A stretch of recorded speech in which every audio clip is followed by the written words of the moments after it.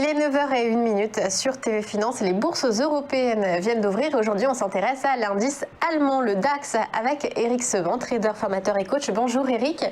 Bonjour Aude. Alors, le DAX hier a franchi les 15 200 points. Là aussi, la réouverture des marchés couplée aux bonnes nouvelles du côté de l'économie américaine ont fait leur œuvre sur l'indice allemand.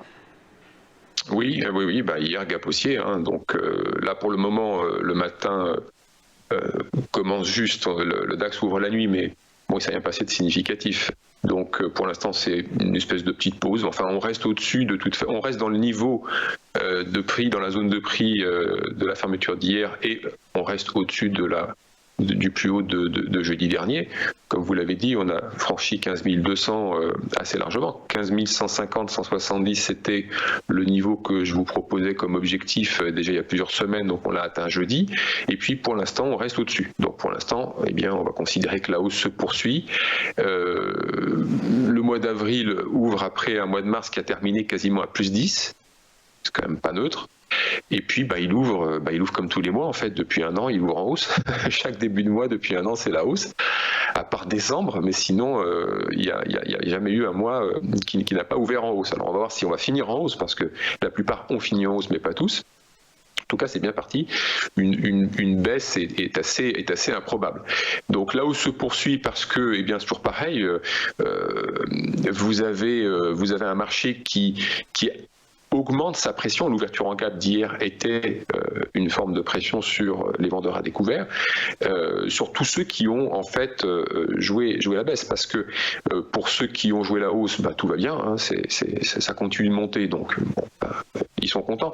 Par contre, ceux qui ont joué la baisse autour de 14 700, à partir de 14 700, qui ont plutôt mis en place des scénarios baissiers, eux, la pression, je vous dis, augmente quasiment tous les jours depuis 15 jours. Vous avez les acheteurs, les vendeurs de contrats futurs, ceux qui ont vendu les contrats futurs à découvert, qui eux, ceux qui peuvent plus maintenir les positions ont été obligés de les fermer. Donc quand ils les ferment, ça veut dire qu'ils envoient des ordres d'achat, donc ils entretiennent ce rouleau compresseur haussier.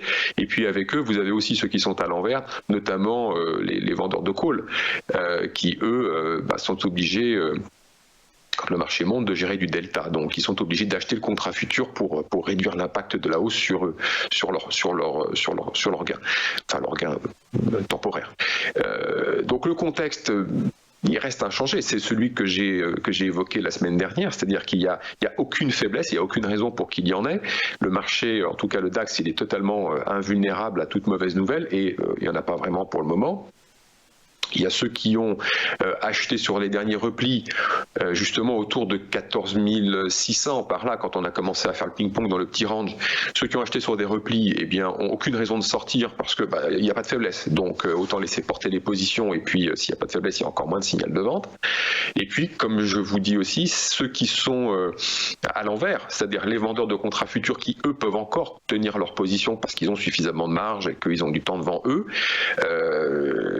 c'est comme les vendeurs de call qui achètent du contrat futur. Pour sortir de position, ils vont avoir besoin d'un repli. Et des replis, il n'y en a pas. Donc l'un plus l'autre vont faire que globalement, les replis, on ne voit pas très bien d'où ils pourraient venir. C'est-à-dire qu'il n'y a pas tellement de raisons, je ne vois pas tellement d'où pourraient venir les raisons d'un changement de ce contexte. Le marché reste en lévitation, il y a tout pour que ça reste en lévitation.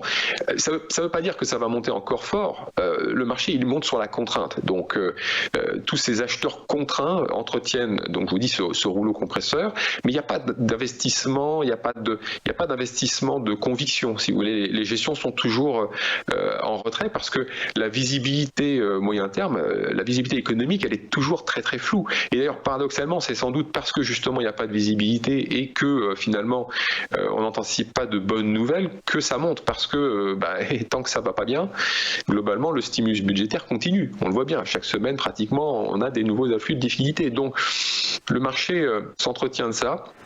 La hausse s'entretient de ça, s'entretient de la contrainte de ceux qui sont dans l'autre sens. Et puis peut-être que justement le marché viendrait viendrait d'une bonne nouvelle. La baisse pourrait venir d'une bonne nouvelle, parce que bonne nouvelle peut-être arrêt du stimulus budgétaire. Donc par conséquent, peut-être qu'à ce moment-là, ça sera la fin de la fête. Alors on va voir. Pour le moment, en tout cas, il n'y a rien dans ce sens, parce que les bonnes nouvelles, il faudrait savoir d'où elles pourraient venir. Donc personnellement, je ne vois pas d'où. Et puis ce ne sont que des suppositions. Donc effectivement, le stimulus budgétaire, on voit bien que c'est la clé pour l'instant, en tout cas, du contexte dans lequel on évolue, le contexte qui perdure déjà, parce qu'il a commencé l'année dernière. Si on est remonté toute l'année dernière, c'est grâce à ça. Donc en tout cas, le contexte, lui, ne change pas. Je ne vois pas très bien pourquoi il changerait et avec quoi. Donc je ne me pose pas plus de questions. Je vais continuer notre travail. Le travail, c'est d'accompagner la hausse. Donc d'acheter sur des replis les contrats futurs en intraday. Comme on a atteint 14 800, je vous l'ai dit déjà la semaine dernière, j'ai arrêté la stratégie qui consistait à acheter des poutres pour vous des trous d'air, puisque comme je vous disais il y a 15 jours, 14 800, c'est pour moi le niveau à partir duquel les probabilités d'avoir des trous d'air diminuent énormément. Donc ça, c'est arrêté. Et puis d'ailleurs, on voit bien que c'est confirmé, c'est-à-dire que le marché continue de monter, il n'y a pas de repli et encore moins de trous d'air à attendre. Donc pour le moment, continuez à essayer d'accompagner cette hausse tant qu'on n'a pas des signaux qui nous amènent à penser que ça va s'arrêter. Et pour le moment, en tout cas, il n'y a rien. Donc il faut continuer, on ne change pas la stratégie puisqu'elle fonctionne. Eh bien, merci beaucoup, Eric.